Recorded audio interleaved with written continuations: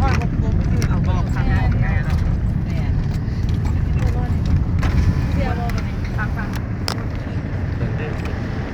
โอ้ยปวดกูได้ เอาครับได้ก็ได้ต้องงามอามี อะไรกับตั้งเห็นต้นหนึ่งเห็นเป็นต้นได้ บ่ได้ เห็นต้นเดียวต้องเลยไป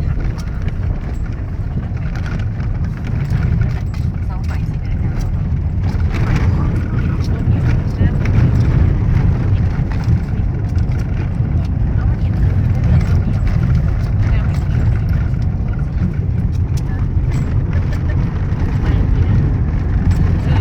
เดือนสอง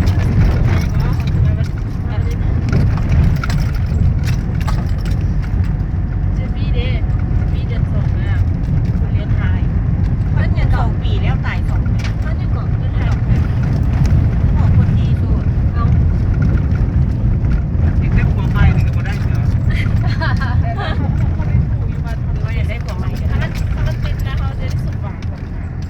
ถ้าปลูก2 ปีตาย2 ปี พวกอยู่วัดมัน เลยสองต้น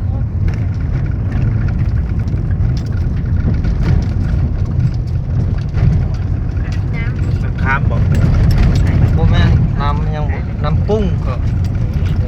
น้ำปุ้งเพราะว่ามันเกี่ยวข้องกับบ้านปุ้งนี่บ้านปุ้งหลักก็จะน้ำปุ้ง